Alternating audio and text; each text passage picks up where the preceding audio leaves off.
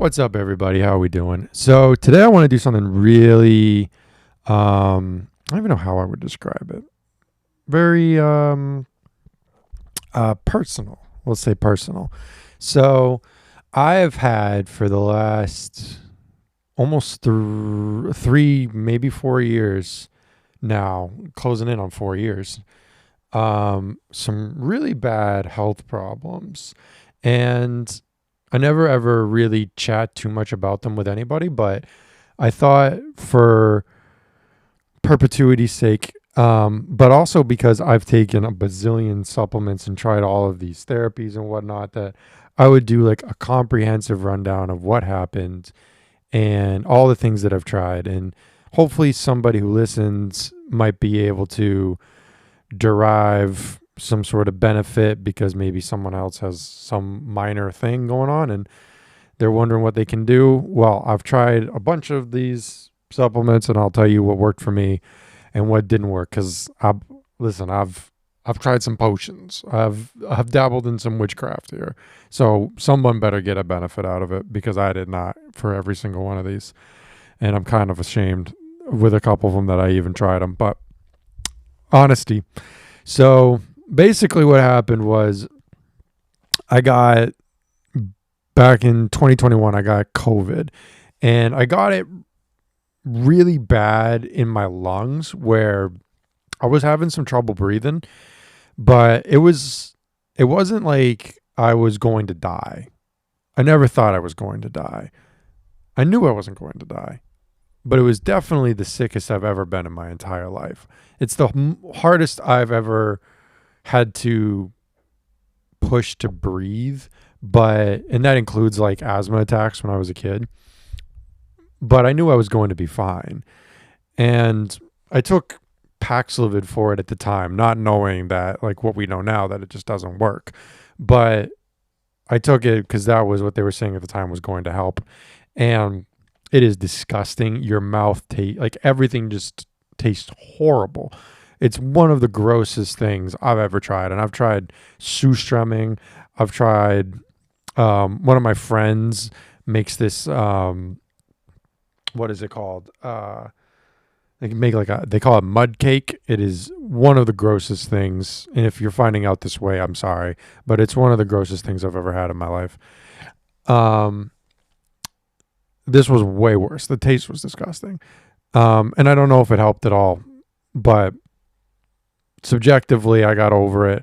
And then as I was recovering, it took about a month to recover, but I recovered fine.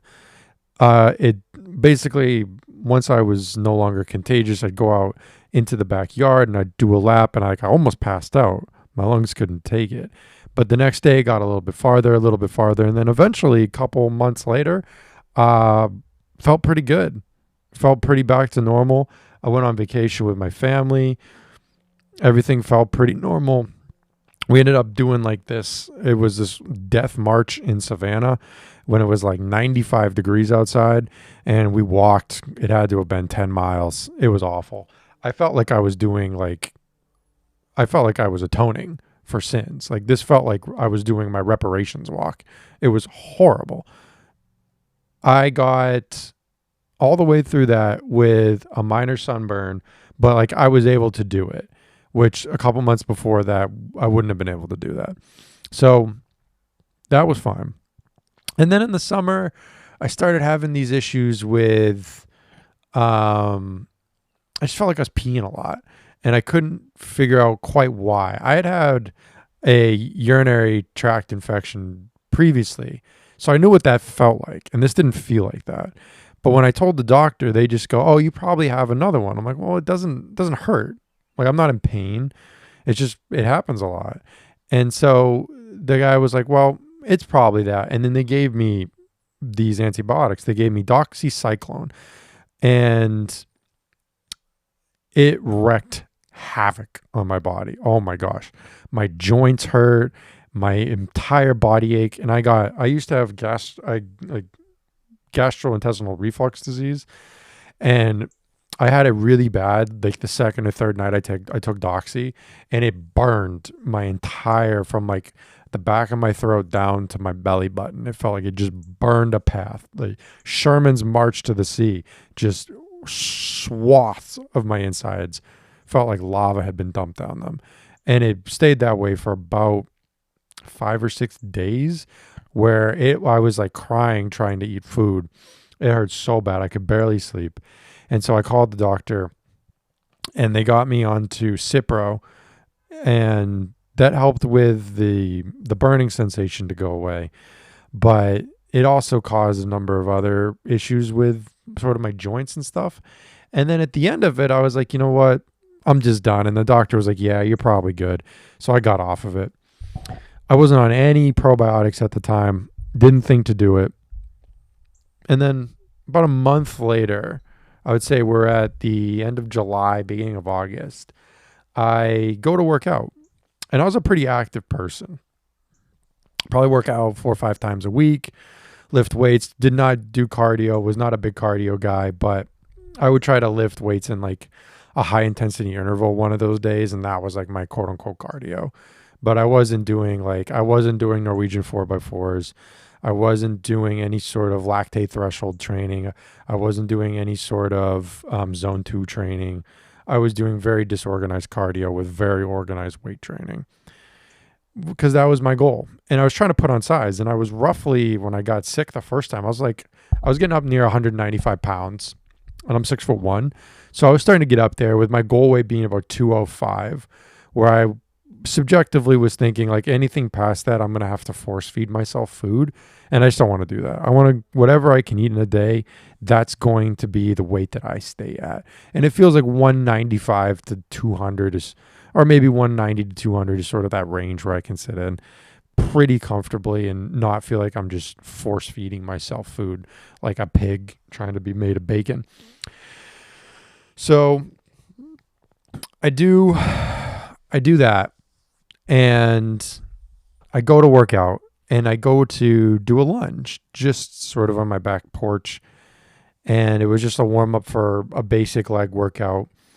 And the first lunge, it felt like I had done 1,000 lunges. The burn was incredible. And it wasn't even in the full thigh. It was in really just around the knee. And I would say where that teardrop is on the quads, it hurt incredibly bad. And I had to sit down and it felt like the whole leg was just very full.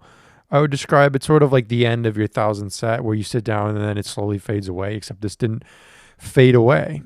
And I was very concerned. I was like, I guess I just need to take the day off. I guess I pushed it too hard. I don't know. Yesterday or something. Maybe I worked out legs too recently. I couldn't figure it out. But I was like, I'll take the day off. And shortly thereafter, I moved down to Virginia to actually start at what was going to be a master's degree in exercise science. I somehow got into I got into the University of Virginia, which at the time had one of like the top 5 exercise science programs in the country. Somehow I got into this. And I moved down to attend classes, and I continued to have issues with my body where I would go for a jog or something and I would feel a pulsing in like the left side of my neck where I thought I was having a stroke. I thought I was about to meet Jesus. It was like,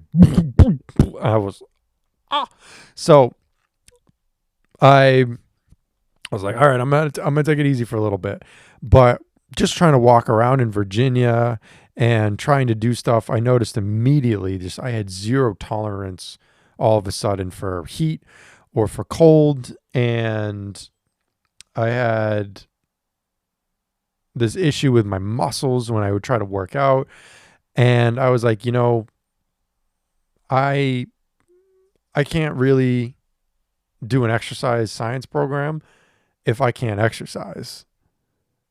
So I started to see a doctor there, and we started to do all these blood tests, and he couldn't really pinpoint anything. Every blood test I would do, whether it was muscle enzymes or anything like that, would come back completely normal. And he was totally befuddled. And so this is where I started to get into, all right, I'm going to have to potentially fix this on my own. So I started taking the first few supplements. So one of the things that I was having was constant muscle spasms, just constantly, constantly, constantly. I cannot, all the day long, muscles would be spasming. When I was around people, I was tensing a lot to try to stop the muscle spasms from happening. And so I was wondering if I had an electrolyte imbalance. So one of the things that I was taking just generally at the time was AG1, Athletic Greens one. I'm not sure what their name they're going by. At the time, they were going by AG1. Athletic Greens, I think, is what they're going by now. I was taking that for just general health support, and I noticed it was a little low in magnesium. So I started to take magnesium malate, which is a very specific form of magnesium. I got it through Momentous, I believe, at the time. I was getting it through Momentous. And so I went through magnesium malate. Now, this is supposedly a form of magnesium that's a little bit more associated with the muscles and with muscle recovery, but I was also drinking some Prime drinks just because it was a slightly healthier version of Gatorade. But the overall hydration formula of Prime is not great. It's actually subprime. So I was able to eventually find Element, LMNT, and use that. And that is a great formula. It's formulated for your sweat ratios. And I was able to start taking that during the day, and it did not stop the muscle spasms. So I knew it wasn't a hydration issue or like specifically a magnesium issue. I tried magnesium citrate. I've tried magnesium glycinate. That was more easier. It's easier on your stomach because I wanted to try higher doses of magnesium where we're talking 500 to 600 milligrams a day versus, maybe 200 to 300 milligrams. And certain forms of magnesium can be rough on you when you do that. So I switched to glycinate because it's a much easierly tolerated one. And while it didn't have any profound effects on my muscles, it has had some good effects on my sleep. I tried L-threonate, magnesium L-threonate, and I maybe get a little bit better sleep with that, but I would say that the general effects of glycinate don't, like the added bonus I get from threonate doesn't outweigh the loss of effect that I would get from glycinate.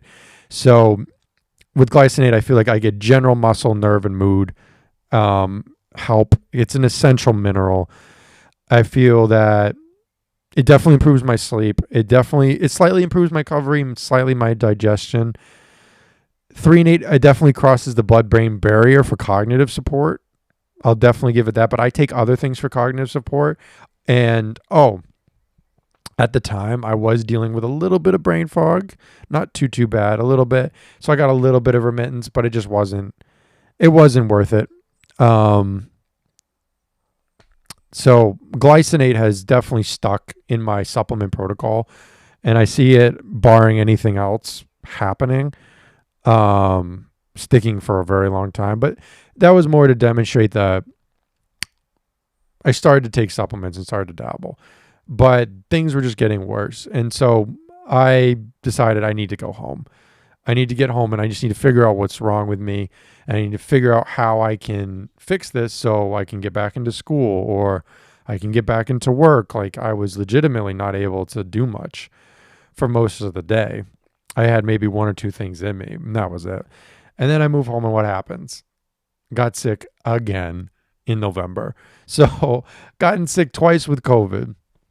And I've had this horrible run with antibiotics. And for a lot of people who don't know, the vast majority of the immune system is in your gut. I'm going to get the exact, I think it's 90%. But I want to double check that just to make sure. Okay, 70 to 80%. So approximately 70 to 80% of your immune system is in your gut.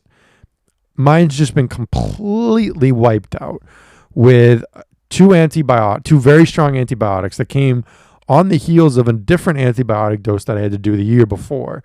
And it can take 2 to 3 to 4 years for your gut to fully heal. So my gut is definitely not fully healed.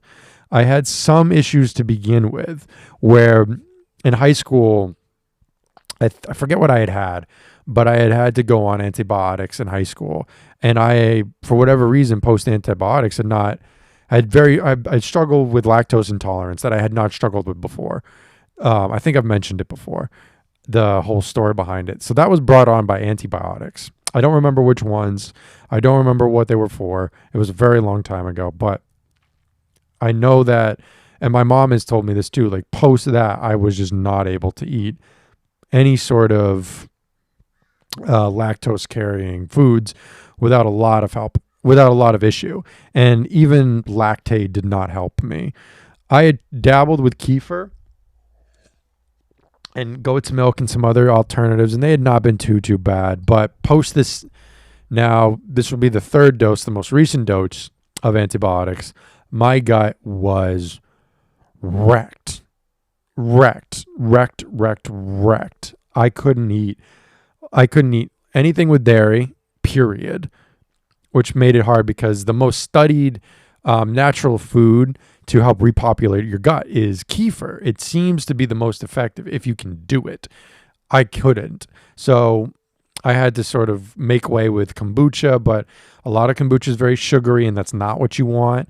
And I'm trying to make way with, pickled carrots, fermented radishes, pickles, obviously, real pickles.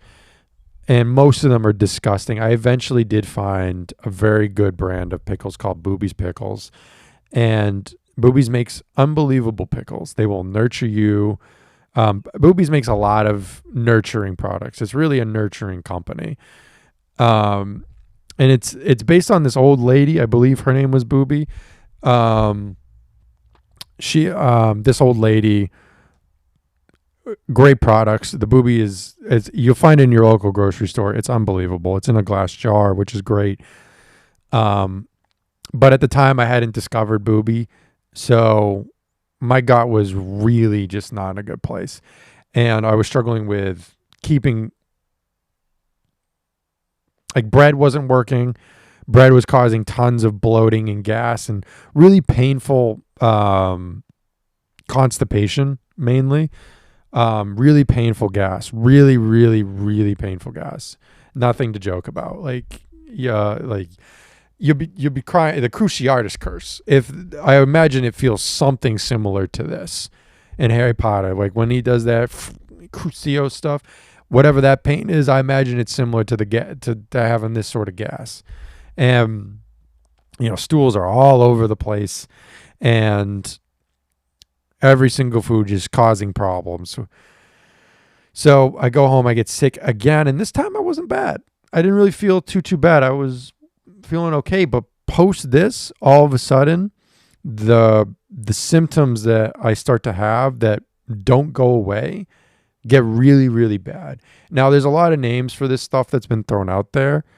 I don't like to put a name on it because I don't really know what caused it. I know when it appeared, and I know what triggered it for me, but I also don't know how much of it's due to the viral infection, how much of it's due to the antibiotics, how much is due to, like, I was just susceptible to begin with. I don't know. And to be honest, I still don't know to this day what was wrong with me for most of this. All I know is I had hypotheses and I tried different things, and certain things just helped me and some things didn't. And it's been slowly, sort of inch by inch over 4 years trying to get better, that's gotten better. So I would say that was November. Come February, March of that following year, 2022, this is where I enter probably the worst part of the, I don't know what you want to call it, disease, sickness, whatever. I don't like those words, but whatever my issue was, the worst part was sort of that February into, say September, August of that year. It was most of that year, a little bit into November, where the symptoms were basically I had really bad fatigue. I would wake up and I had about an hour of being semi-tired before I was just exhausted. And this was not an exhaustion like before. If I had stayed up for a night and you're just like, you're tired, you wipe the next day. That was like how I felt when I felt good. This felt, this was an exhaustion that the only thing I can compare it to was when I had flown on a plane to Europe and I had been awake for 36 hours or so, and then went to a party where I had some beer and tried to play some games, and woke up and not woke up, but played some games and worked out, and then gone to sleep for a couple hours, and then hiked the next day and hiked a big mountain. And then that night I had nothing left, literally nothing left. I had zero left in the tank. That's it. Just, it was the kind of exhaustion that it was like impossible to push through, where it just felt like it felt like I was in a car and the engine was off. There was no way this car was moving. And that if I turned the keys, it was going to go. It was just not going to start. There was no fuel in the tank. Zero fuel in the tank. And on top of that, just every muscle in my body hurt.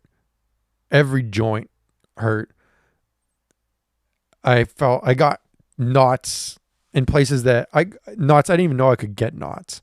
I was getting knots and cramps in like the palm of my hand. I was getting it on the back of my hand. I was getting it on the bottom of my feet, the top of my feet. I was getting it in my quads and my calves, in my tibs, in my hamstrings, in glutes, deep abs, in my back, up my shoulders, in my arms. Just every muscle. I was getting it in my neck, getting it in my head, and muscle spasms in your head. I couldn't even smile. If I tried to smile, the muscles would jitter and spasm. The pain was next. I was living in ice, just trying to get the inflammation down. I felt incredibly inflamed. My hands would swell up and get red and puffy. My legs, my feet, my head would do it. My brain fog was like, I legitimately couldn't remember my day. And I don't remember much of this period. All I know, I have what I know from what I wrote down for myself. I really started to keep a journal during this time because I just couldn't remember things. So I had to write down stuff that I was doing and remember, like, have I eaten today? Make sure I didn't forget to do that. That's pretty important. Do I need to be somewhere? And I just had to start canceling things, one thing after the other. And if I would try to get up and do something when I had energy, or if I was trying to push through exhaustion, if I pushed it too far, then I would have this huge immune system response, and I would get flu-like symptoms, and I'd be out for a week. Legitimately just sick for a week with not the flu, because I would go and get tested. And they're like, you don't have the flu, you don't have a fever, but it felt like I did. And it was just from like exercise-induced symptoms, which I guess this can happen sometimes, where your immune system just is not regulated at all, and it has this huge response. So my entire body hurts. Every joint hurts. Every muscle hurts. I'm having muscle spasms all day long, 24/7, sort of like tinnitus, where they just hear that ringing sound. It was just muscle spasms all day long. I can't get up and do anything. My brain can't process, and I can barely process what's happening. It's taking all of my concentrating power to think in words to myself. Like, I would have to say to myself very clearly and concisely, I need to go to the bathroom, get up. Okay. And it was all just like, I don't even know how I did it, to be honest, like some days. And then on top of that, my lungs were not working very well. I'd gone in and gotten them tested, and The lungs themselves were fine. The muscles that move the lungs were operating around 25% capacity of what, or strength capacity of what they should have been. And I felt it. Like I just couldn't get deep breaths in. Only shallow breaths. And when you only have shallow breaths, you can't balance the carbon dioxide in your body well, and that can create all sorts of problems. You start to have panic attacks, anxiety attacks, and you can't breathe your way out of them. And that just makes it harder to breathe, actually. So you just have to ride them out. What I would do is just try to fall asleep and just try to turn the attack into a nightmare and go through that. And then when I wake up, hopefully they're over. And so that wasn't so fun. And just to take a breath hurt. Like the muscles, something was wrong with the muscles. And so it hurt just to try to breathe, and I would try to get a breath in, and it didn't feel like an aching pain. It felt like 1,000 of those little wooden sticks that you put in your mouth or something to try to get stuff out between your teeth, toothpicks. It felt like thousands of those just being stuck into your rib cage, and every single breath hurt for months. It was so painful. Oh my gosh. That might have been the worst part. At times it was nice because it distracted me from other things, but like there would be times where I'll be like, I'm just going to try to focus on these muscle spasms because it distracts me from how much it hurts to breathe right now. And on top of that, I was having really bad heart palpitations where it felt like my heart was just going to pop like a balloon in my chest. And that wasn't fun. That wasn't fun at all. And I went into the doctors, obviously, and they basically told me they do the basic tests, and they're like, yeah, we think you're fine. And, I had one doctor tell me that he thought I was making it up, which he wasn't my doctor for very long after that. And I was having to wait months at a time to see somebody. And I eventually basically was told in uncertain words that there was nothing that they could really do. And I asked him, I think this was in the beginning of April, I had a doctor's appointment, and I asked the doctor, I was like, I just want to know two things. Can I get better? And am I going to die? And the doctor just kind of told me, it was like, I don't know if you can get better, and I don't know if you're going to die. And I never had a doctor say that to me, and that was really weird to hear. And I obviously considered it because you feel so bad. And you're like, oh man, like this is not good. I'm not in a good place. My body's pretty beaten up right now. So whatever is happening is not good. So I'm going to assume that things are not going well inside and could be much more dire than I would like to hope that they could be. And so when he told me that, I was like, okay, well, what do I do? Like, I don't know. And I was like, what are the concerns? And he goes, your immune system could be deteriorating potentially. There's a potential there's something wrong with your lungs and that you could have a lung failure. There's potentially that there's something wrong with your brain and there could be a degenerative thing going on. There's a potential that, you have clots or microclots, or you have something wrong with your heart muscle and your heart could just kind of give out at any time with this COVID stuff. And, we just don't know. We don't know. And we don't really have any good tests for it. And that kind of left me in a place where for a very long time, you're just kind of existing because I can't go out and do anything, and I obviously don't want other people to worry about me because I think it's kind of a bummer.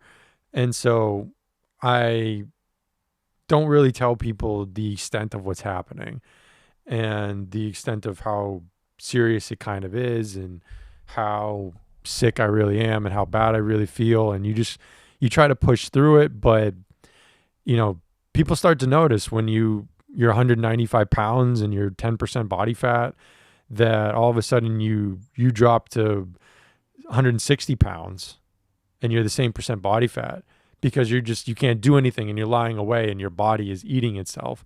And on top of all these other symptoms, you're still suffering from these antibiotic things, and you can't eat vegetables. You can't eat fruit. You can't eat bread. You can't eat lactose. You can't eat anything with sugar. You are having issues with gastrointestinal reflux burning your chest. You are trying to figure out what in the world can I eat that's just not going to hurt. Like, I just need to get calories in, and it just wasn't possible to get calories in and not have it hurt. And so you go, okay, well, every meal is going to be painful, but that is what it is. It is what it is. And so eventually I decide, well, I just got to get myself better because I got stuff to do. I'm busy. You know what I mean? Like, I'm a busy guy. I got stuff I want to do. I want to have a family. I would like to get married. Not necessarily in that order, preferably the second first, and then, but we'll see. I'd like to go see the pyramids of Egypt. I want to see what's going on with that. I want to see the Great Wall of China. I want to meet Tom Cruise. I want to meet Chris Hemsworth. I want to go to an NHL hockey game. I mean, I've been around hockey for my whole life. I've worked and coached NHL players. I've never been to a game. I got stuff I got to do. I would like to have a homestead. I'd like to drive a Lamborghini one day. I would like to try and shoot and break 90 in golf someday. I got important things to do. I got important white people things to do. So I got to get better. And that's just, it is what it is. And I got to figure this out. And yes, everything hurts and breathing hurts. And my heart could explode at any moment, or I could have a stroke, or my lungs could give out because I just can't get enough oxygen in, or whatever it is. It could happen, but I could be like, woe is me, or I can start to fix this. So I decided I'm going to start to fix this. I have a kinesiology degree. I have some understanding of science. I worked in a hospital for 5 months, 6 months, or whatever it was, reading research papers constantly, working on a research paper. I know how to read them. I have enough where I can start to figure this out. And I have the internet. So I'm going to do this. And I'm going to take the savings that I have that I got when the government did all those COVID handouts, and I'm going to wheel and deal these in the stock market to basically finance all of my medical expenses, because I don't have enough money to pay for it otherwise. But if I wheel and deal really well, I can make some money. And your boy came through with a nice little NVIDIA investment right before it took off. So I was able to get the money that way. So if you're wondering, how did I afford all of this? It wasn't because I have like a rich family or anything.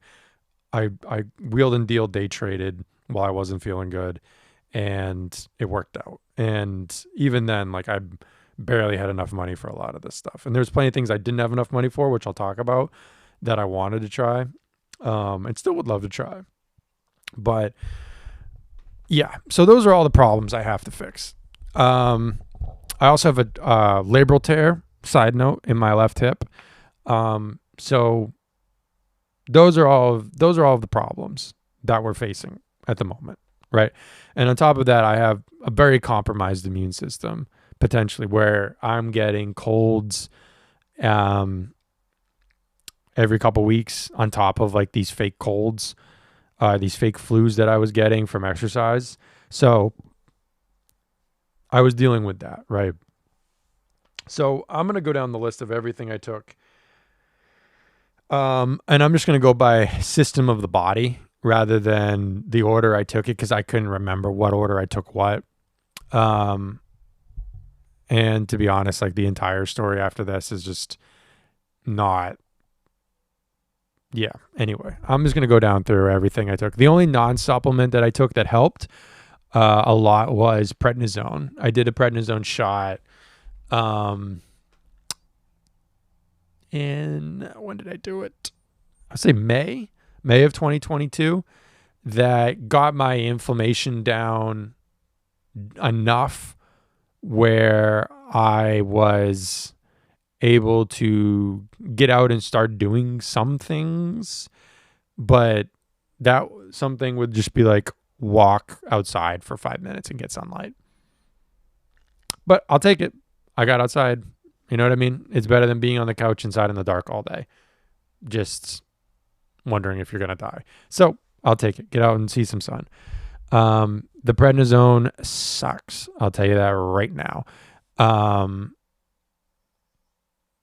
I felt like I got hit by a car, especially in my hips.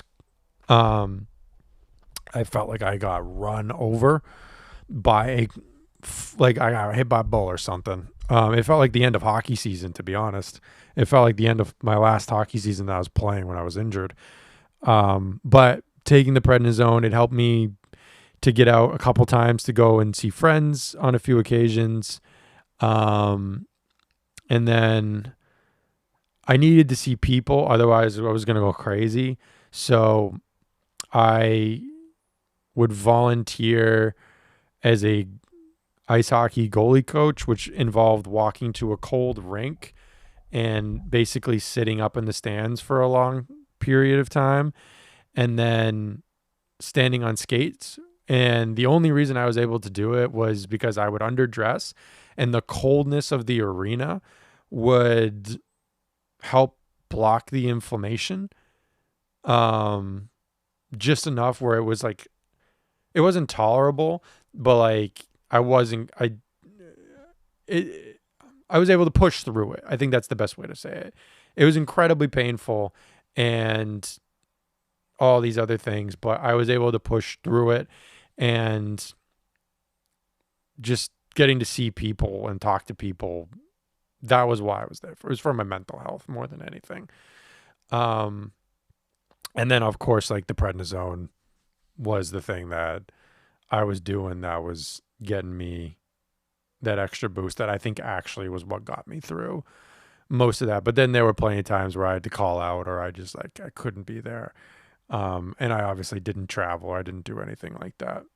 And it was like, I think it was like an hour and a half out of my day in the very morning when I actually, like I said, like I had that hour, and with the prednisone and that stuff, and maybe had like 2.5. So that 2.5 hour, I used it to go out and see people and do basically nothing except stand there. Apologies to the goalies I had. I don't think I was very useful, but if you're hearing this, you're seeing obviously like my brain fog. If I gave you any sort of useful advice, it's a miracle. But that was the one non-supplement thing that I took that really helped. So as far as supplements we go,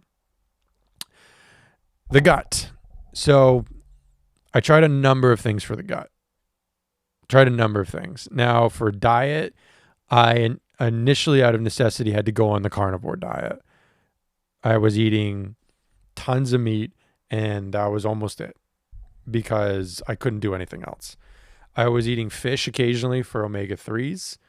But I was eating I think about 2.5 pounds of meat a day, plus about 3 ounces of liver that I would pan fry and dip in honey, which was like the only other thing that I could really get down. And that was how I was eating. And then I introduced seed. I bought seed. So seed is a symbiotic. It has prebiotics and probiotics that support your microbiome. What it was really best for me was bowel regularity, of getting like motility going and not getting constipated so much. I think it does some things with your skin. That wasn't my big thing. What I needed was the metabolic and immune help. So there's something called bifidobacterium, which is a very important strain of, there's many strains, but there's a very important class of bacteria in your gut. And post-COVID, that is one thing that gets depleted for some reason.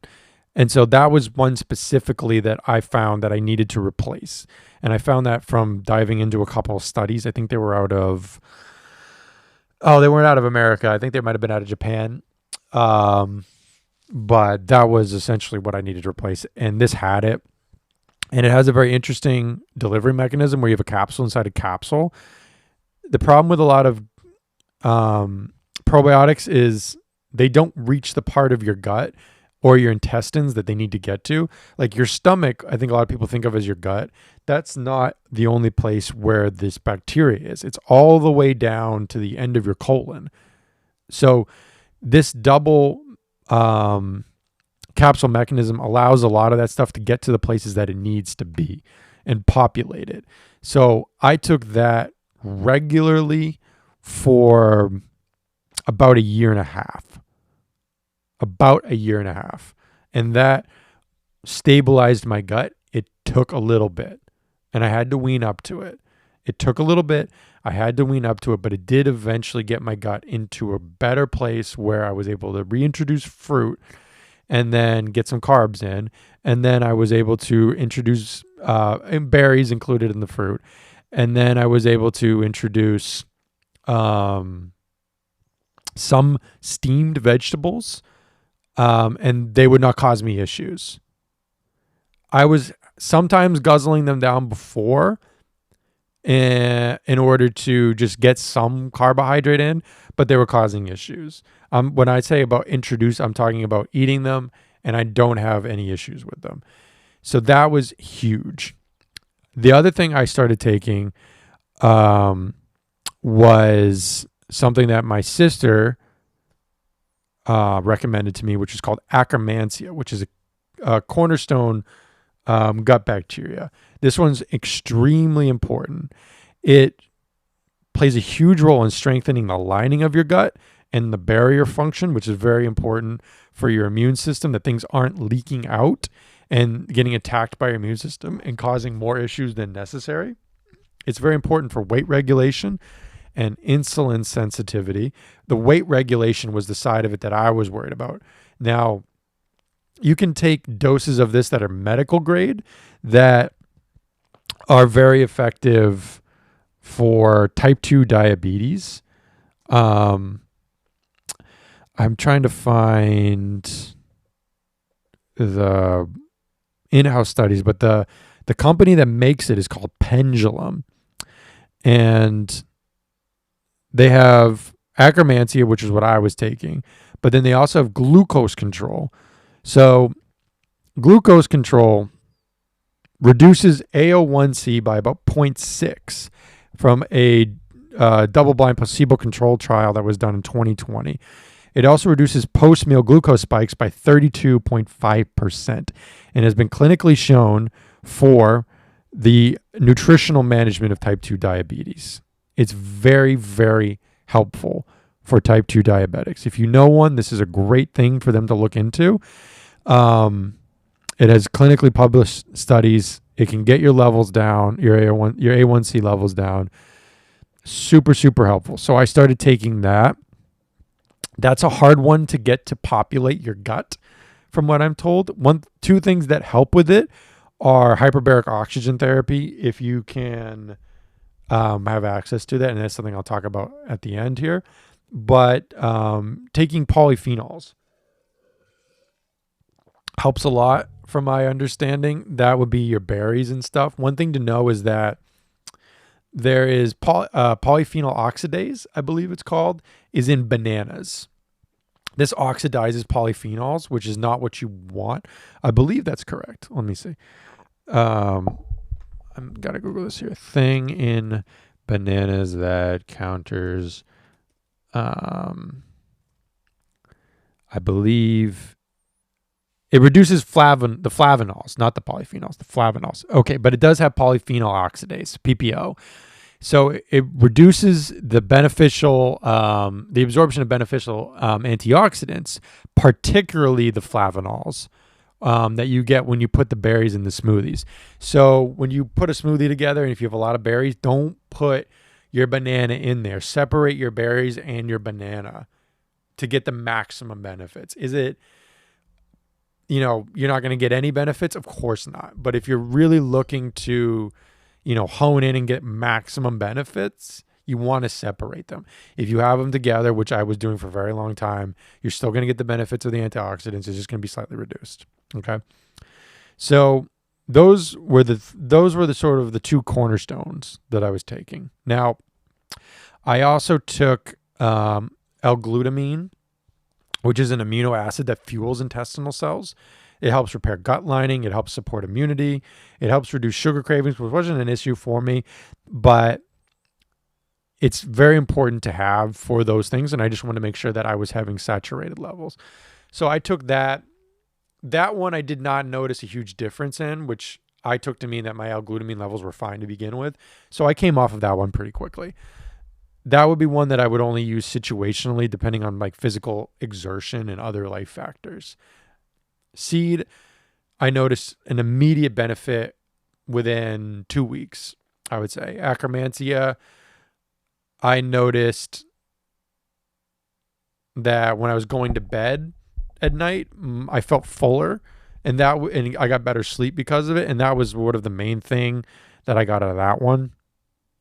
The next thing that I tried, stay with me here, is something called Trulacta. Now, I tried Trulacta for a month. It's a biotic supplement that is derived from human milk it's breast milk bioactives. Okay. It's like colostrum, but not from an animal. Okay. Now, the thinking behind this was when you're a baby from about 0 to 2, one of the best defenses that your immune system has, because your immune system is developing during this time, one of the best defense systems that your immune system has is breast milk. You get a lot of your, I'm blanking on the name right now, but you get a lot of the stuff that you need to fight off diseases and infections, antibodies, from your mother's breast milk. And that's what helps keep you healthy.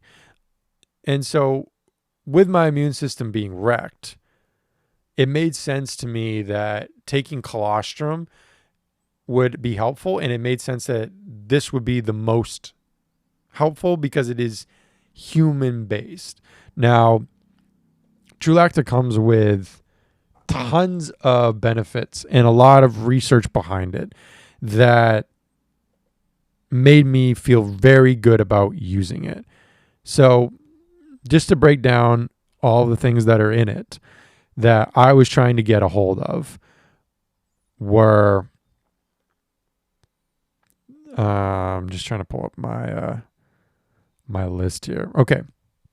So it has I'm going to mess up these names. Just oligosaccharides and glycans, which help reduce inflammation by stimulating sort of like the good bacteria and reducing bad pathogens. It has immunoglobulins, IgA, SIGA, IgG, IgM. These sort of protect your health from diseases and invading pathogens. This is very important. I ended up doing a gut test end of last year, so more recently, that showed I had low levels of immunoglobulins, which will lead to another supplement that I took that was more specific. But that was something that I was deficient in. It has antimicrobials like lactoferrin, which was very helpful for COVID. Lactoferrin is also very helpful for pulling ferritin out. And that's something that's very helpful for my blood because I have very high ferritin levels from eating all of that red meat all the time, which could put a lot of stress on my liver, even though I don't have any liver damage, which is good. Cytokines that like IL-6, IL-7, 8, 10, TNF alpha, these reduce inflammation, support your immune system. So I have a bunch of growth factors in here. IGF, which is why like colostrum and these sort of things are actually banned by the NCAA. Fun fact.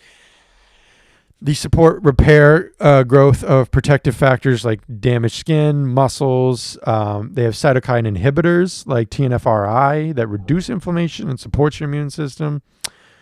Nucleotides, which help with circadian rhythm and sleep, metabolic hormones like adiponectin, leptin, ghrelin. These are very, like you might know ghrelin as like the hunger hormone. These are very helpful against obesity, cardiovascular disease, all that sort of stuff. Calcitonin, somatostatin, these are hormones that help with enteric neurons, regulation of gastric epithelial growth. You can see all these things. Like these are things that your body needs, and obviously you get them from breast milk, which is why it's such like one of the most powerful, I guess you want to call it a food or drink that you can give to a baby. Why it's so important. It just has all these things. Chemokines accelerates wound healing, protects you from bacteria and viral and tissue damage. Stem cells are in small amounts in here. And then mucins, which they're more for protecting the lining of your digestive system, your reproductive system, other organs. This is MUC1, MUC4. So all of that is in Trulacta. I took Trulacta. What I will say is I didn't continue to take it because of the cost of it. But if money weren't an object, I would take this.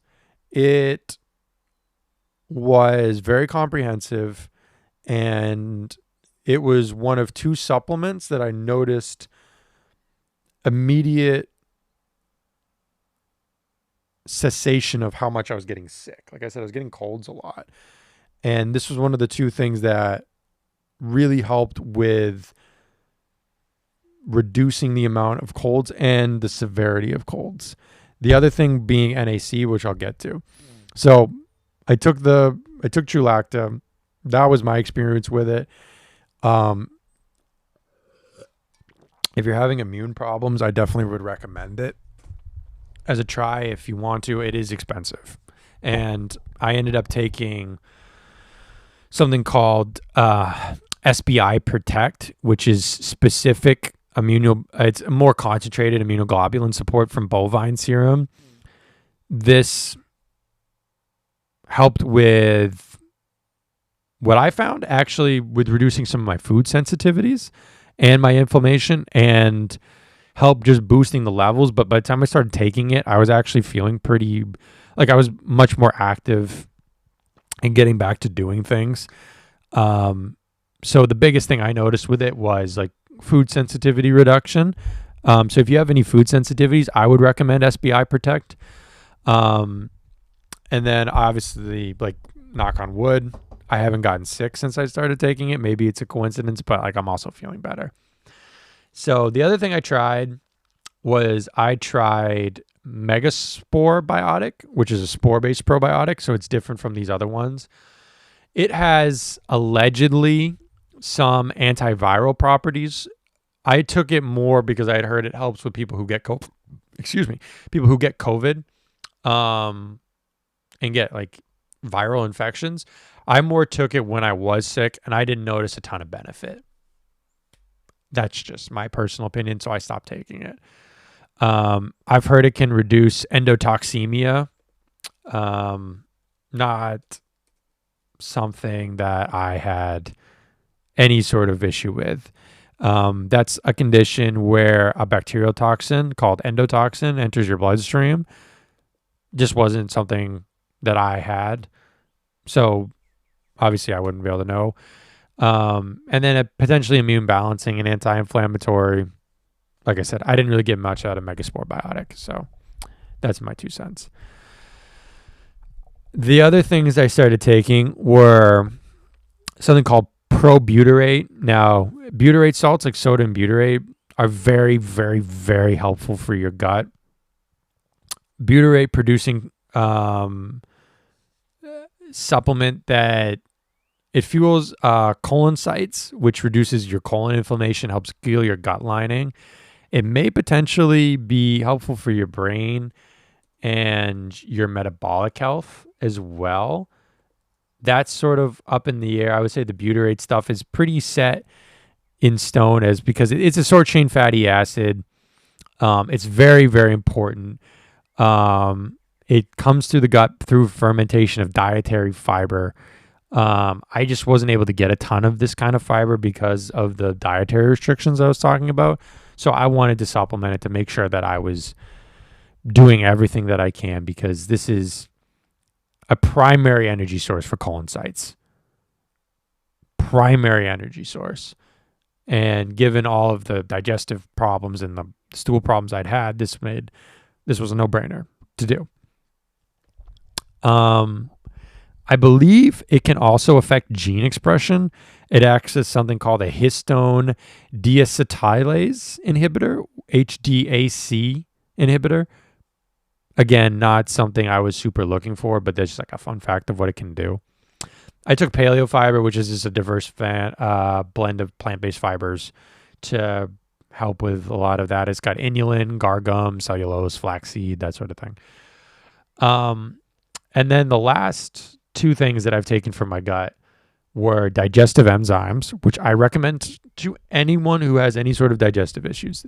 These instantly have made an impact where I can digest so much better, and I have no bloating, no gas.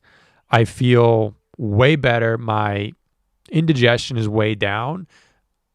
If it's a certain meal, I'll add apple cider vinegar before I eat to get the gut pH correct. But digestive enzymes, I take one specifically from Pure Encapsulations that has amylase, protease, lipase, lactase, and cellulase. It does wonders for food sensitivity. You just have to remember to take it. But it will help with your carbs, your fat, and your protein digestion. Cannot recommend digestive enzymes enough. They will stay in my stack forever. The last thing I took was something called Microcidin AF. Now, this is a herbal antimicrobial gut cleanser. I had an overgrowth of one bacteria in my gut that my understanding was feeds on sugars and a couple other things. They were thinking this was part of the reason that I was having issues with bread and rice.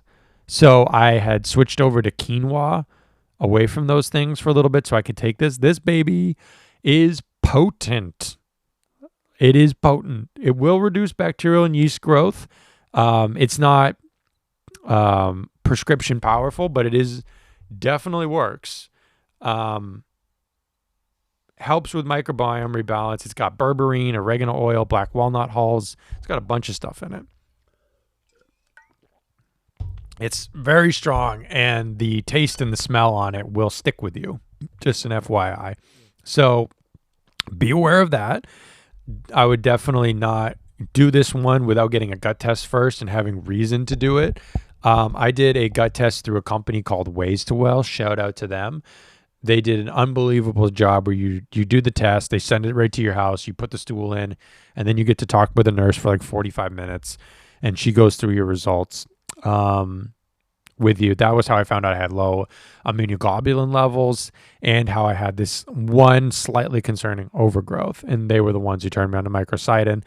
And I had bread today for the first time in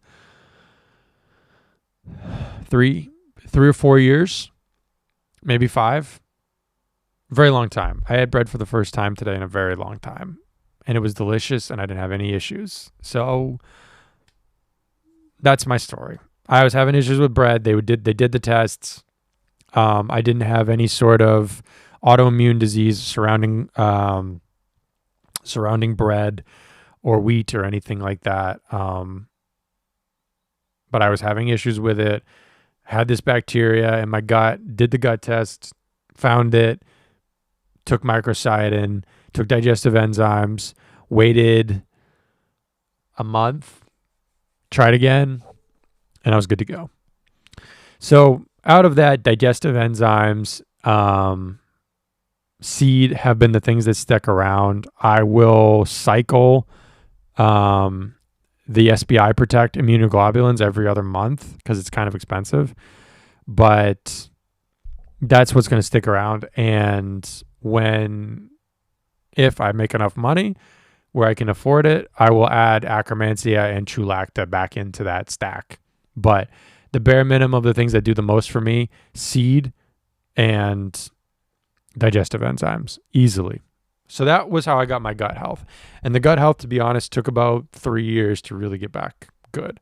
4 years on is just now where I feel confident to just kind of go and eat stuff. And I still have some sensitivities. Lactose is still not going to be on the table, and I think it will never, ever be on the table for me. There are certain foods that will never be on the table for me. But I cannot stress enough, if you just give your gut time and you stick with it, it can get better. My 2 cents is you have to get off of a lot of these specific foods that are made for certain diets. Like, you can go and get Atkins bars and that sort of thing and eat them while you're on the Atkins diet. I don't care if you are carnivore or vegan or what you do, but what I am a big believer in diet-wise is whole foods. Vegetables, fruits, meats, fish, whatever you want to do. And focusing on foods in their whole form or foods that are made from whole foods, basically. You know, we talk about minimally processed, like food, like, you know, get apple juice that's freshly squeezed apples. You know what I mean? Like, I would be fine with that. It's going to be a lot of sugar, and I wouldn't drink it all the time. But taking that over like a more industrial apple juice that has been souped up with all of these other things to make it even more better tasting, I would opt for the other one. The other thing that I would suggest that was very helpful for me in recovery was I upped my protein take considerably. I eat about 1 gram of protein per pound of body weight. So I'm eating about 185 grams of protein a day right now. I shoot for about 30 to 50 grams per meal, because if you can get over that threshold, then you can get a little bit of muscular neogenesis. Not the right word. Protein neogenesis, muscular. You basically get a little low level muscular rebuild and repair, which you would get from working out. You get a very, very less robust response. You're going to get way more from working out, but you can get a little tiny bit if you eat enough protein. So that's a big focus for my diet. Getting healthy fats in, getting enough fiber in, getting fermented foods, and then usually you don't have to worry about carbs, because if you do like avocados for fat, I love avocados for fat, and then you do for fiber fruits and veggies, you get 50 grams. I get like 50 to 60 grams of fiber a day. That you're going to get a lot of carbs with that anyway. And generally I don't have to add too much extra in quinoa. Sometimes if I'm feeling it. And then fermented foods, which has pretty much just been pickles for me. And that's what's worked for me. That's my diet. Whatever works for you. I am such a big believer in that. I think there is a lot of ethnic based gut things that determine what diet is best for us, because everyone's from different cultures, and different cultures eat different things. And you can look in blue zones and see that they've been eating different things, and all, like, some places they eat a lot more carbs, some places they ate a lot more protein, some places they ate a lot more seafood, some places they ate a lot more lamb, some places there were more beans. They all did different things, and they all lived a long time. I think if you're getting the protein in, you're getting your macros in, you're getting your micros in, and you're doing all these other things, you can live a very long, happy, and healthy life. Is it harder to get your protein, amino acids in with a vegan diet? It absolutely is harder, but it can still be done. But try to do it with whole foods. That was what I found to be best with trying to rebuild my gut when I was taking, or if I was trying to eat like, healthy protein bars or these like brand products. It just didn't help me as much move towards having less problems eating. So that's my 2 cents on that. Other things I tried. So I tried broad spectrum CBD. I tried gummies and I tried the oil tincture. These are non-psychoactive hemp extracts. They're broad spectrum. So they cover. Okay. So CBD has broad spectrum and then they have full spectrum. So full spectrum has, I think it's 0.3% THC, which is the psychoactive compound. Broad spectrum CBD it has like trace amounts of it, but it essentially has none. Okay. The question with this is, do you need the THC to get the full benefit? I would say probably, but I was looking to reduce pain because I was in a lot of pain, as I said. Didn't do anything for me. I stopped them after a month. It did pretty much nothing for me. There were supposedly some anti-anxiety benefits. I didn't get any of that either, unfortunately. I didn't have any ceasing in my panic attacks or anything like that. Yeah, just didn't work. Not a fan of the CBD. I got nothing out of it. I tried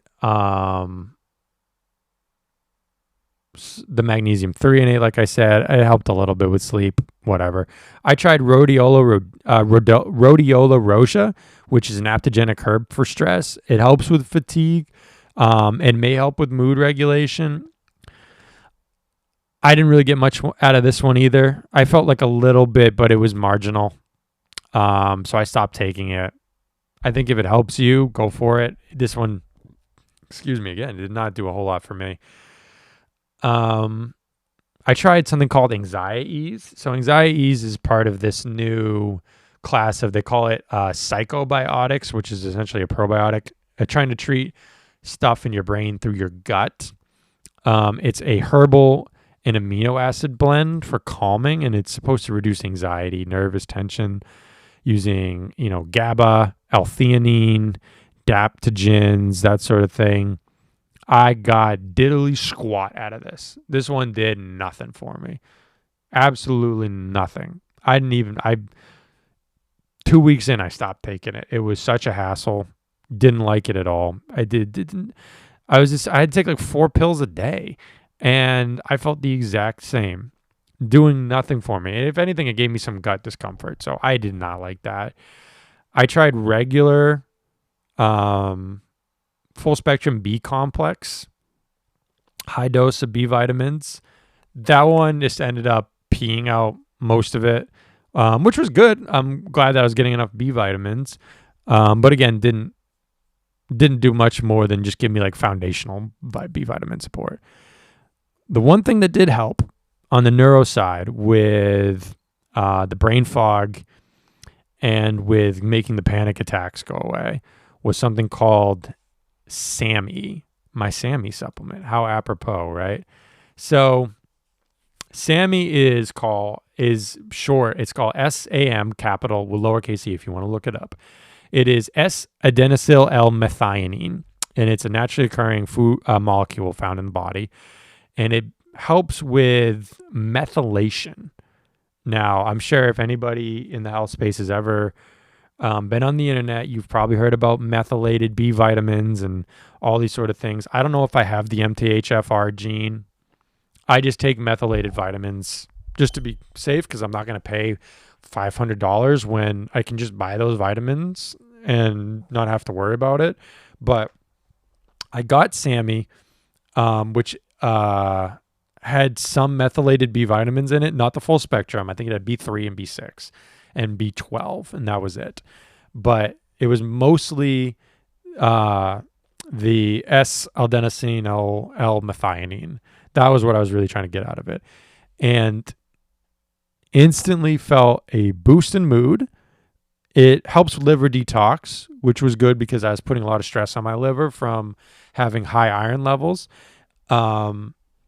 It's a methyl donor for neurotransmitter synthesis, and this helped my anxiety and my panic attacks.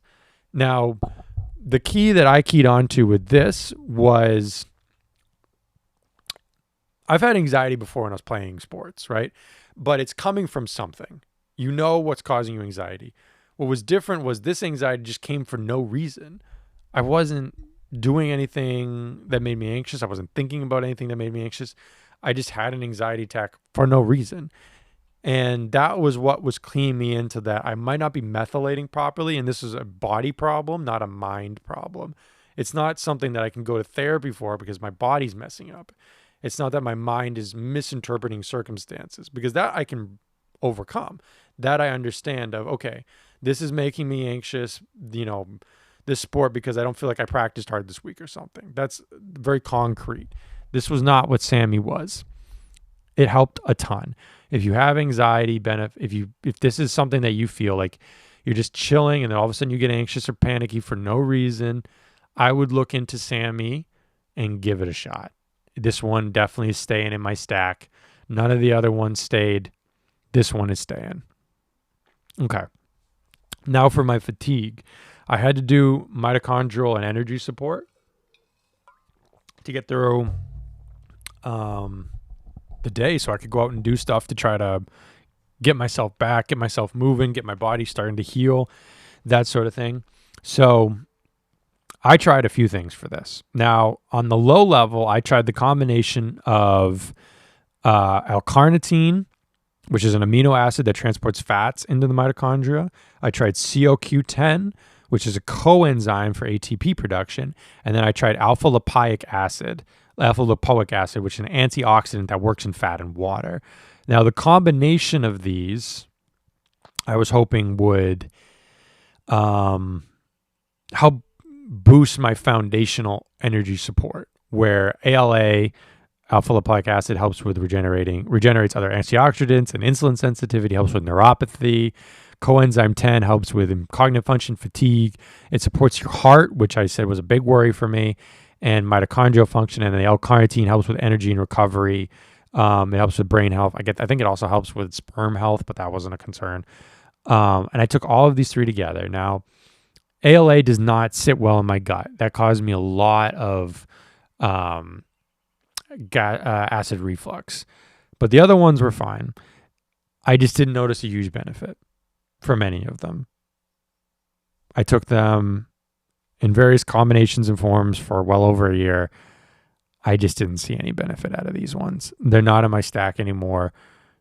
If they have benefits, it's very marginal, or if they do, it was not on a pathway that I needed to get any benefit out of.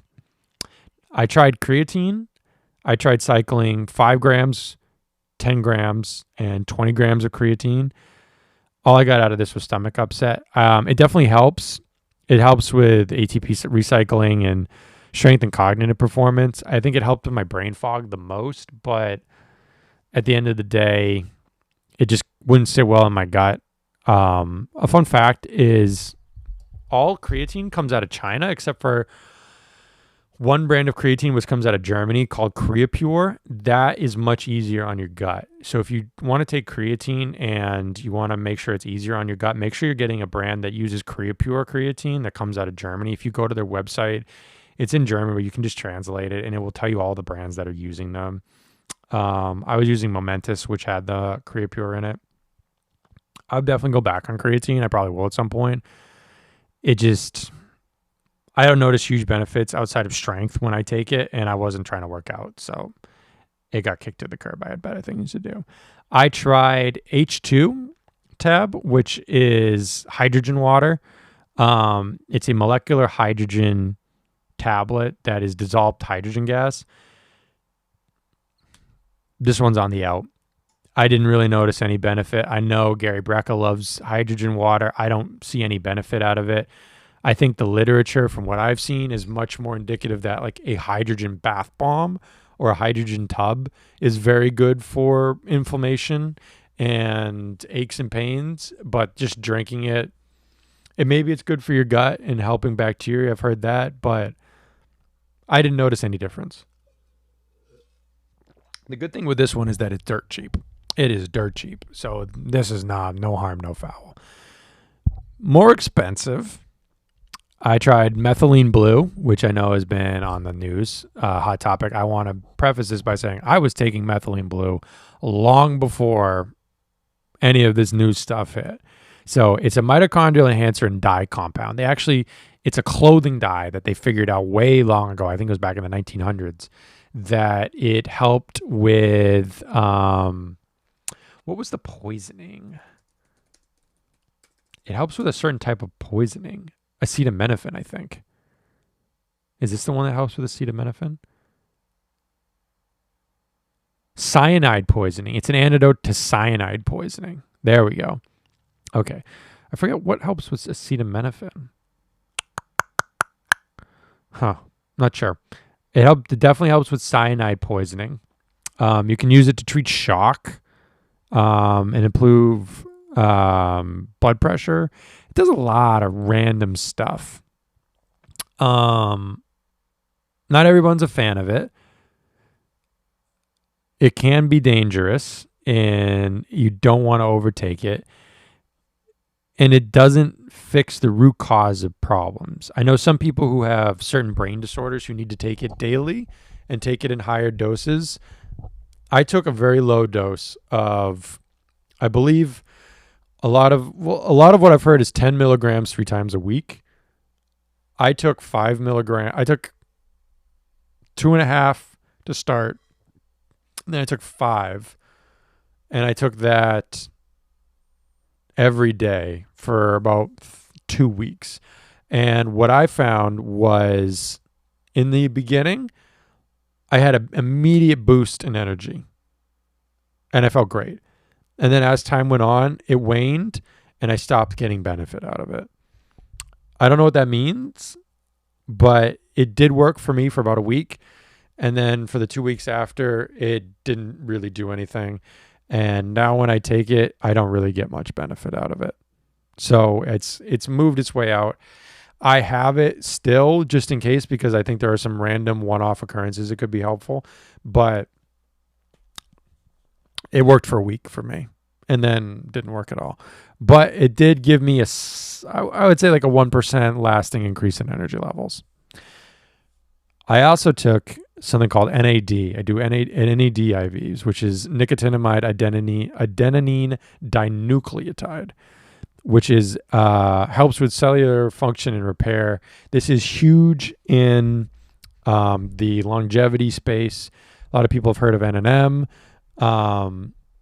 oral NAD, that sort of thing. I have not seen evidence that the oral stuff helps. Maybe it does. I haven't seen it. The IV seems to be the best way to do it. The shot didn't work as well for me as the IV did. I've done 250, 500, and 750 for doses. 750 is definitely the best, 100% the best. It takes a while. You are going to feel a lot of discomfort in your gut and a bit of a flush if you push it too fast. But you can also take certain things like obviously sometimes they push Zofran with it to help you with the nausea side of it. So it's sort of up to you how you want to do it. If you want to do it and you got time, go at a slow drip pace. It could take a few hours. But if you got the time, why not?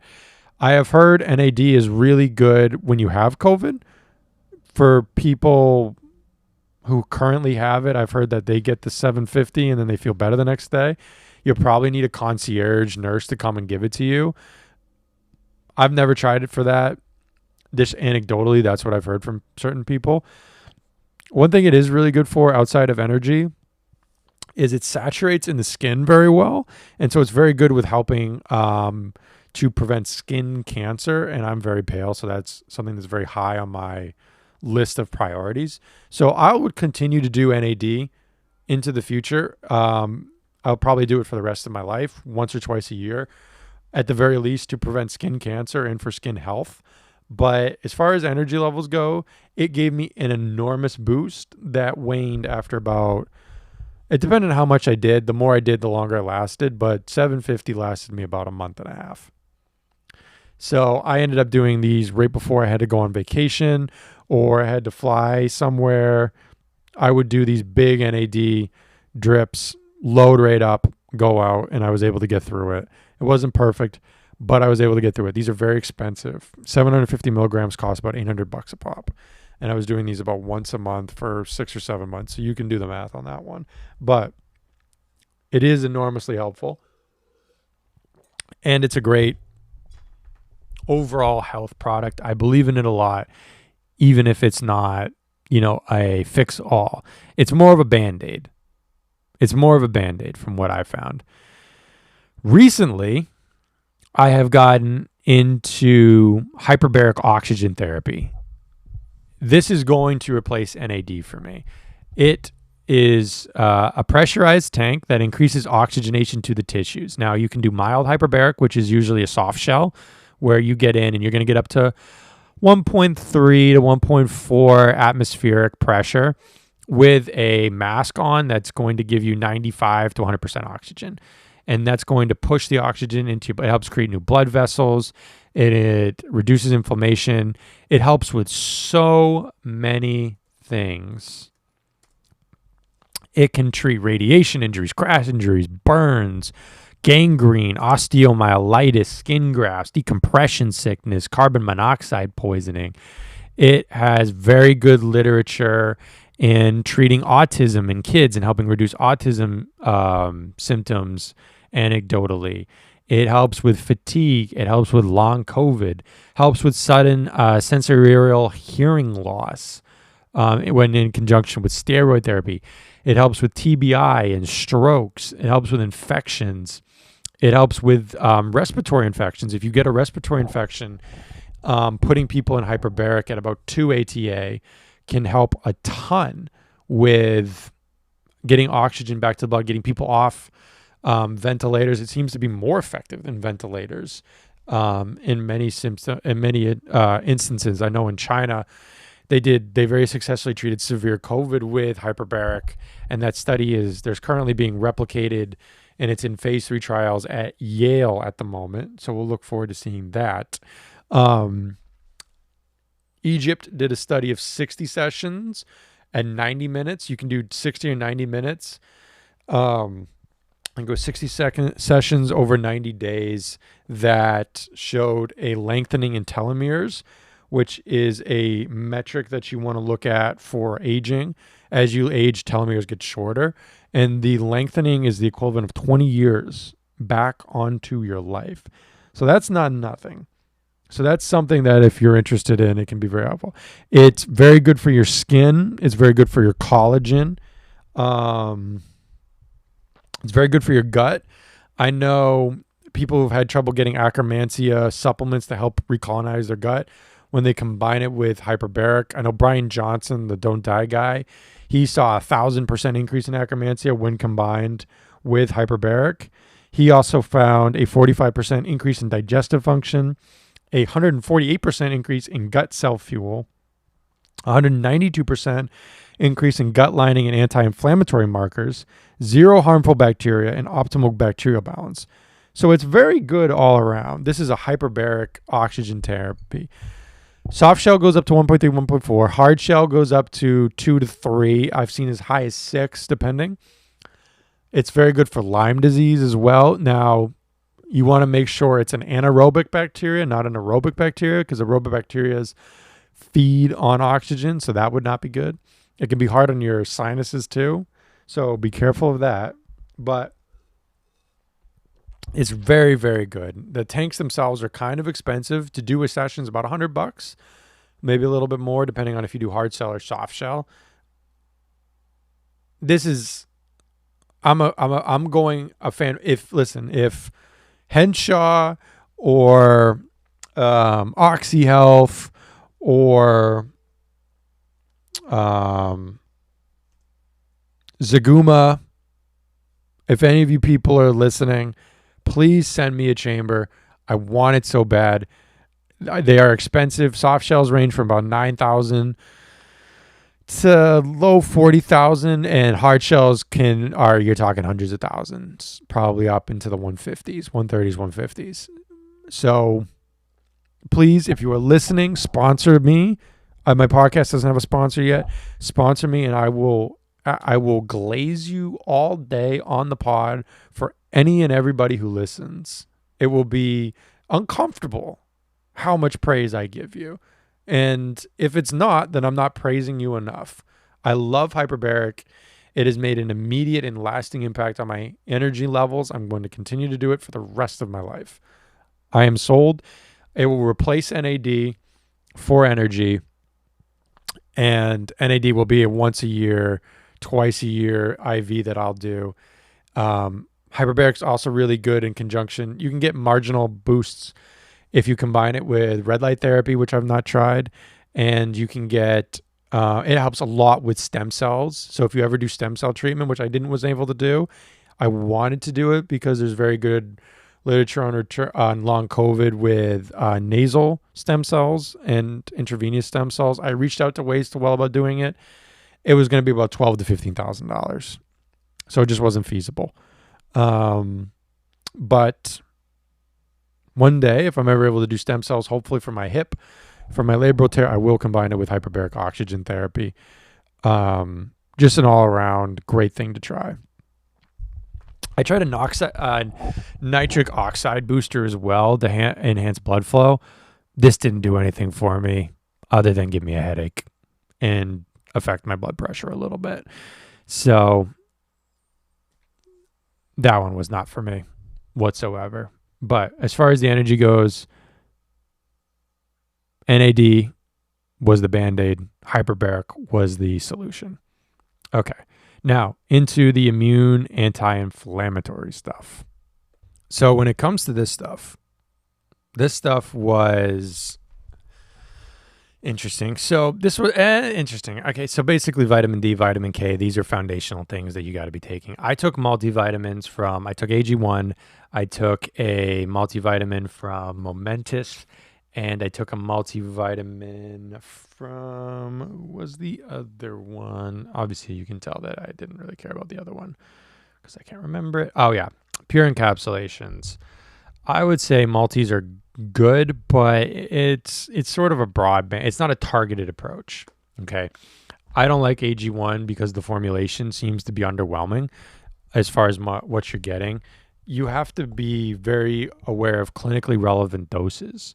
So if you're trying to take vitamin C, which is something I have, or vitamin D, right? Vitamin D is a big one. A lot of people have deficient vitamin D levels, especially the more north you are.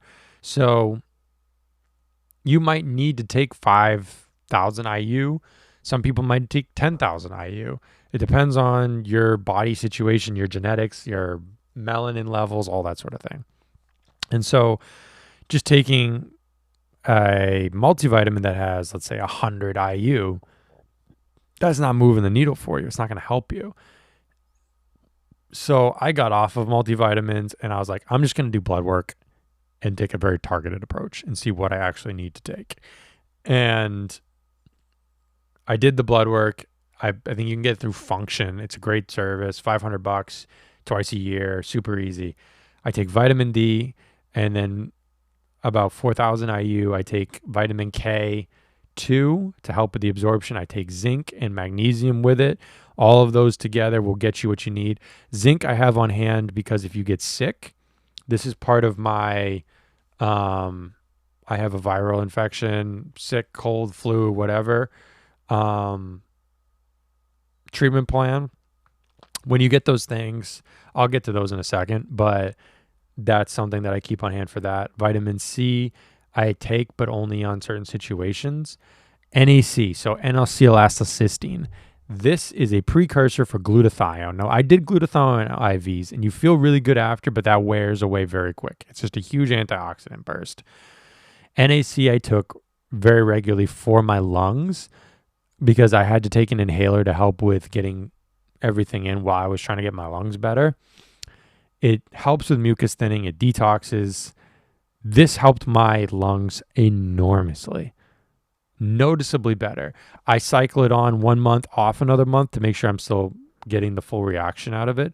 I love NAC. I keep it on hand at all times. It is also very powerful for modulating the length and severity once you get cold flus. I know a lot of emergency room doctors take this. It doesn't help you, it doesn't really stop you from getting anything, but it helps reduce severity. So I keep that on hand. Glutathione, the IV, like I said, the master antioxidant, cellular detox, immune support, energy. It's good. I think that's a money one. If you got the money to do it, go and do it.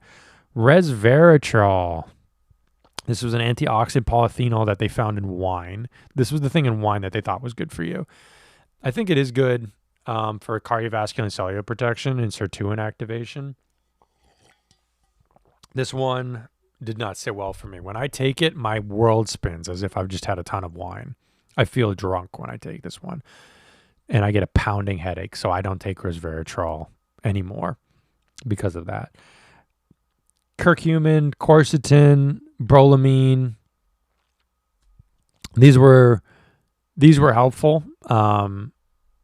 With long COVID, one of the things I wanted to do was one of the things I needed to do was a spike detox.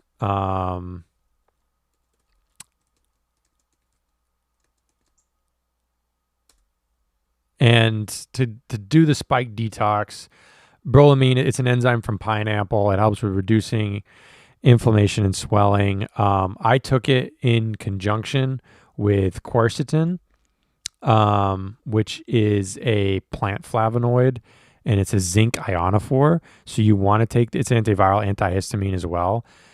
I didn't feel it helped with my allergies too much. But when I was sick, I think it definitely did help. I'll get to that in a second though. Curcumin, it didn't do anything for me. I think if it's more of like if it's in something cool, but it's not something I'm going to seek out to take. It didn't really do much for me, like I said. But the brolamine, which was taken with the quercetin and with the something called NSK, which is nattokinase, which I'm going to get to in a second. Taking those together, I didn't feel any different taking them. The NSK I did feel different taking, but the brolamine I did not, but I did take it for a very long time just as like a precaution against rogue spike proteins. That's because there was a theory with COVID that spike proteins were still in the body, and I wanted to make sure that I could get them out as quickly as possible. And I wasn't, the medications to do that my doctor wouldn't give me, so this was like the slower way to do it. So I took about 3-4 months taking this. I don't know if it did anything, if I even needed to do it, but it's not on my list anymore. But I did take it for 90 days or for a very long time. Nattokinase, it's an enzyme from fermented soy. This breaks down blood clots and improves circulation. This I did take because, like I said, I was very worried about my stroke risk because my doctors weren't able to rule it out. I had very high blood pressure. My blood pressure pre getting all of this stuff was about 110/60, and then post was about 125/70. So still close to the normal range, but considerably higher. This nattokinase helps keep it down. I take it, and I have taken it and will continue to take it for a very long time. It's really good, and I was able to go and get a CT angiogram of soft and hard plaque, and I found 0 in my entire body, which is great because I do have slightly elevated cholesterol, and I have high lipo-A, but lipo-A is a genetic thing, a genetic marker for cardiovascular risk. You probably hear about ApoB a lot. You can't do anything about lipo-A. You can do some things about ApoB. Both of them were kind of high for me, but the worry with those is plaque, and I have 0. So between that and the nattokinase, I think my heart's good, and I got the look over on my heart. There's no myocarditis or pericarditis, which is a huge weight off your shoulders of knowing your heart's not just going to give out at any time. One thing I did take because of the cholesterol, though, after I got that blood back, was red rice yeast. This is fermented rice with monocolin K. It's a natural statin. It lowers LDL and total cholesterol. It can be kind of hard on your liver. Now, I did take it for a couple months. I took it for 6 months, actually, and it did lower my cholesterol slightly, but I stopped taking it because I think it was putting undue pressure on my liver, which already has a little bit of an iron overload on it, even though there's no damage to it because I do a lot of things to support it. But until I can get my iron levels out of control with phlebotomy, which I only just started, I'm going to lay off of it. Once that is all where it needs to be, I'll probably go back on red rice yeast. Fish oil. This was one of the best supplements I took. Now, you want your omega-3 index to be 8 to 10%. Most people, unfortunately, are below 4%, which is not good. This is good for heart health, brain health, joint health. If you want to know everything about omega-3s, look up Rhonda Patrick. She is she's got to be the world's leading expert on this issue. She's all about it. I took different amounts of it, ranging from 2 to 4 grams a day. I generally take 1 gram with a meal. It helps with your glucose response from the meal, but I'll also load it up before hyperbaric just for my brain health. And I'll load it up with B vitamins before hyperbaric too. That is something that seems to help a lot with the brain stuff and has helped a lot with brain fog. Fish oil was super good for my joints. I think it kept things where it needs to be. My index is now up to 7%, so I'm closing in on where I want to be. It's very expensive to do. I was able to get a prescription of C omega and supplement that for 3 grams a day. My ideal dosage, I think, is 3 grams. I'm on 2 because of cost, but if I can get up to 3 in the future, I will. I go up to 4 when I'm sick. Garlic and ginger, I think these are very good, helpful things. They're not things I've noticed any immediate help with, so I just get these through regular food. I'm not going to supplement them. I put garlic. I grow garlic in my garden, and I just get ginger, and I'll make like a honey ginger drink, and I'll just have that and use that for my supplementation of that. For my joints, I also took collagen peptides. I took hydrolyzed collagen, so types 1 and 3. They may support tendon healing. They may improve your skin. I'm not as good on that literature as I am on others. I know some people like, what's his name? Mark from Primal Kitchen. He's actually from Maine, actually. Mark Sisson. He thinks it's the fourth macronutrient, and he recommends taking 20, 30, 40 grams a day. I don't have that in the budget, and it's a lot to shovel into a protein shake. So I avoid collagen. I don't avoid collagen. I just don't take it as much, just because if that's the effective dose, I'm not going to do that. I can get it through just eating joints and ligaments and cartilage from the animals that I eat. So if I get like an injury or tendon injury down the road, I'll look into it. Or if I can find a way to get it into my regimen with it not being so laborious and laborious, some SAT words for you, to do so, I definitely will. Some more out there things I took Manuka honey for a few months to try to see if it would help. So Manuka honey is an interesting kind of honey. It has MGOs, which are methyl glyoxyls, which is great for wound healing, antimicrobial, and gut lining protection. It's only found in New Zealand and Australia from a Manuka tree. It has the MGOs, like I talked about, and the unique Manuka factors, UMFs, that have a lot of helpful, great for sore throats, gut health, antiviral, very good for colds and flus, good for oral health with preventing plaque buildup and gum disease, helps with acne, dermatitis, eczema. It's delicious. It doesn't taste anything like normal honey. I highly recommend. It's expensive. I highly recommend it though. So good. If I had all the money in the world, I would just get it because it tastes good regardless of if it has any positive effects on my health whatsoever. But you can also get some of these from regular honey as well. I believe to get maximum benefits, if you want like allergy support and stuff like that, you want to get honey with local bees made. But other than that, honey in general will also give you some benefits. Now, the last section of things that I took, this is going to be my longest podcast ever. How long are we up to? Oh my gosh, this is crazy. I can't believe I've just talked this whole time.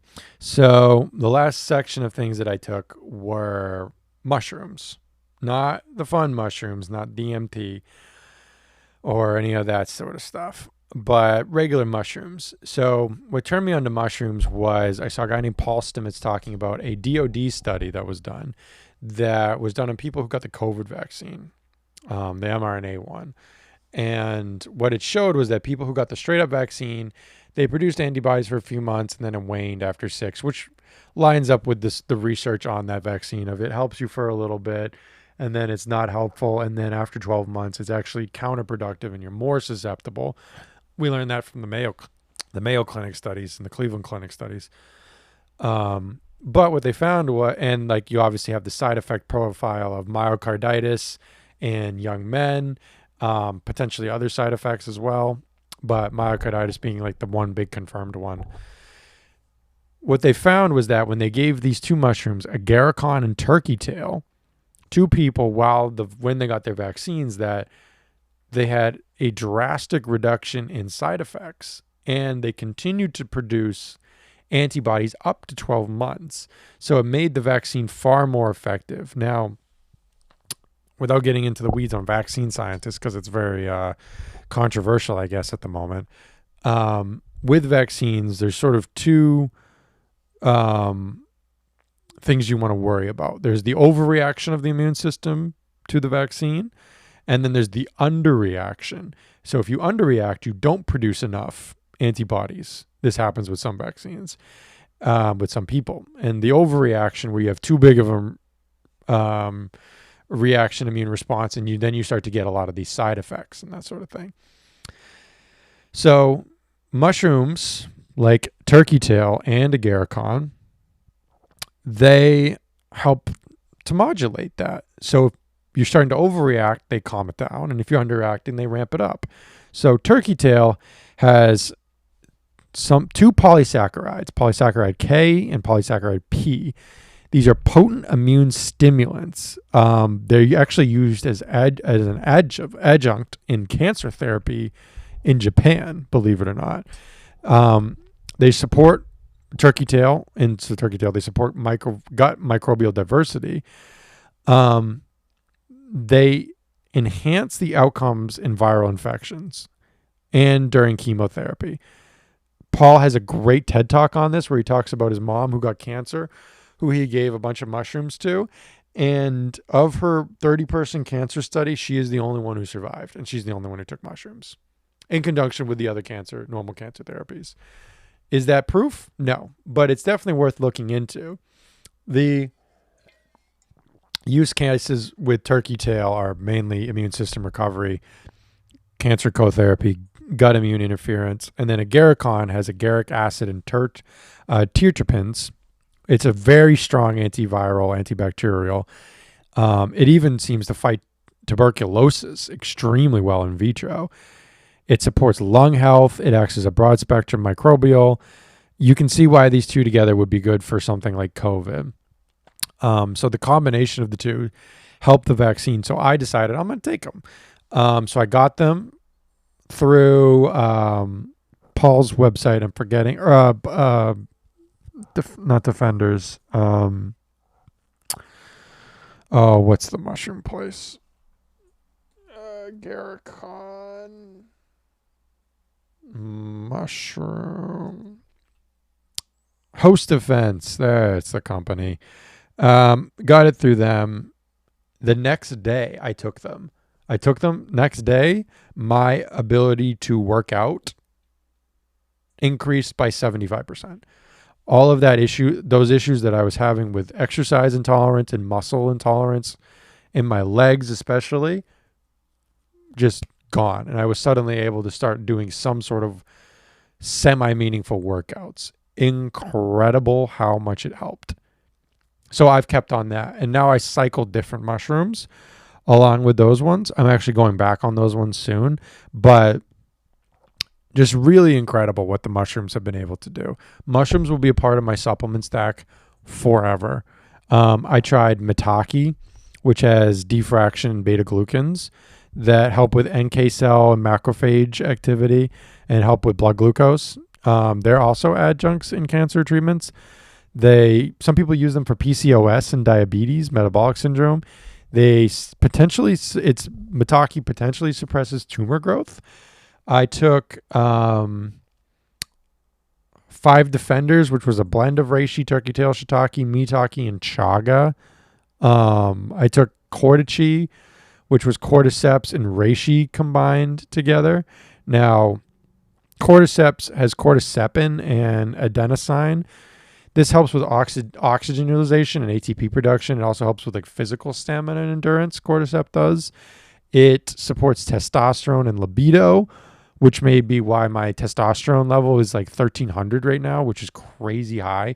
Jumped up from 900. I actually do need to get that looked at because that's actually way too high for my test to be. But unless I have like a weird thing where like the average male testosterone is like 500 to 700. So I'm almost at 3x that.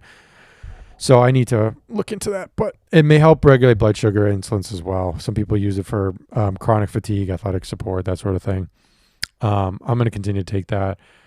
Reishi is terpenes, polysaccharide, beta glucans. Beta glucans are actually really good. You can get them from a different company. I'm forgetting the name of it right now.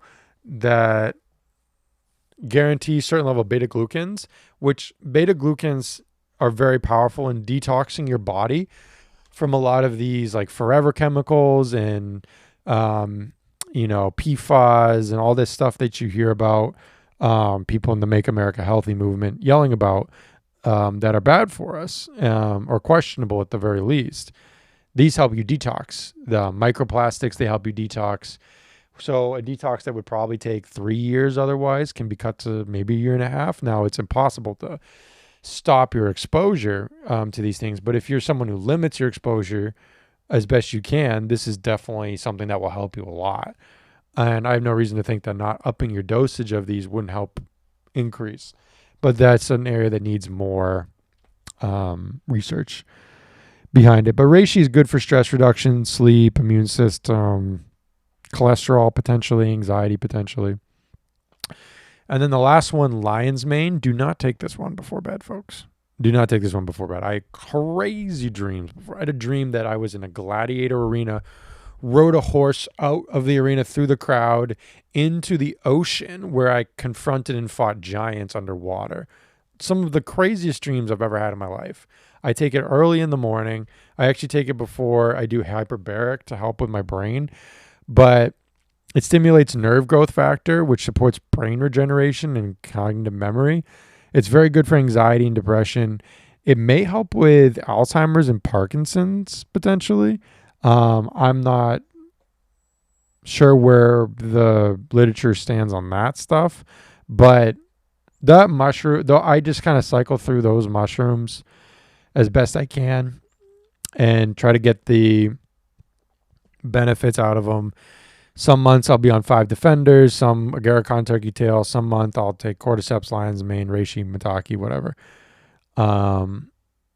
Yeah. So that's a brief overview of all the stuff, the main stuff I've taken. And it's hopefully helpful. I understand this was very long, and if you made it all the way through, my congratulations and my condolences. I think the last thing I want to say on this is,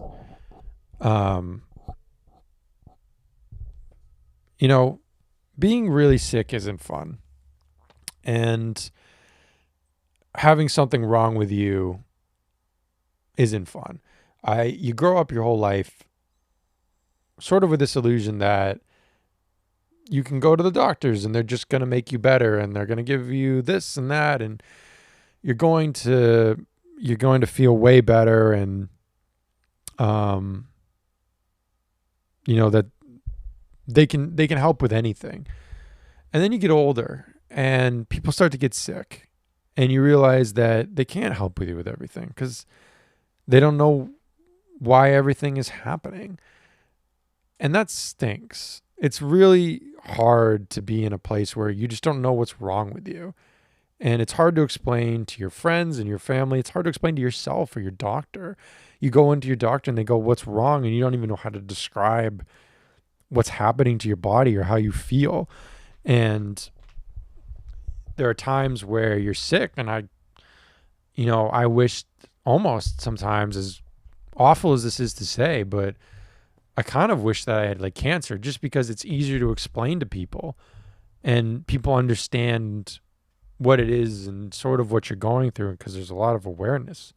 But when you have something where it's not a lot of people are aware of it or what it is, or some people don't even think it's real, that can be very isolating, and it can kind of feel like you're just on your own. But the big thing that I took a lot of things away from these last 4 years, and I'm not going to talk about all of them because it's kind of sappy and it's blah, blah, blah. But one of the big things I took away is there is a lot of power behind just believing you're going to get better. The moment you give up on yourself, or you give up on the hope that things could get better, is the moment you've lost. The thing about diseases, no matter how bad they are, even the worst things like Alzheimer's and cancer and genetic diseases and all these sort of things that just slowly take people, is they take themselves too. No disease can ever beat you. Cancer never wins. Alzheimer's never wins. COVID never wins. The flu never wins, because it kills the thing that is in it. So if you're in a fight and you both die, that's a draw. It can't ever win. You're the only one who can win. And the only way to do that is just to keep going, 1 inch at a time, 1 step at a time. To think about all of your friends and your family who you love and you love to hang out with, and to just know that you're not doing it necessarily for you, because there are going to be days where you just don't have energy to do it for you, and you don't want to do it for you. You're tired of everything, of being like constantly thinking about yourself. You don't want to think about anything else. So you just do it for them. You do it for them because you want to be there for things that they're like, for like a graduation or a Christmas or whatever. You want to be able to be there so you can spend time with them. And it shouldn't take something like this for people to realize how important everybody else is in their life. But unfortunately, it often does. And I'm going to say it's cliche, but the things that really matter in life are the people. And the people that are there for you when you're going through hard times, and the people that are the people that inspire you to go through those hard times, those are the people that really matter. And it really shouldn't take something like this for me to have realized that. But and it wasn't that I didn't care about those people, but it really did change my entire perspective on life and what actually matters to me in life and who matters to me in life. And I think going forward, I'm getting better. I know I'm getting better. I feel way better. I'm going to recover, and I feel so blessed that I was able to, because not everybody was. But there's nothing I would love more than to be able to one day do something where I can give support to people just have random things that they don't know what's wrong with them. And the first thing that I would do if I was in that position is try to create an environment where they can be with people who they love and who care about them. And I don't know if this made any sense, or if it went anywhere. Like I said, I've never talked about this before. This was my first time. It's probably pretty obvious from my ramblings and rumblings, but yeah, man, being sick stinks. But boy, do you find out who really matters and who really cares about you. And to all those people, I love you more than you will ever know. And I can't wait to enjoy all of the future fun of life that we all will get to enjoy together and have in store. So I think that is where I'm going to wrap it up today. So goodbye, everybody.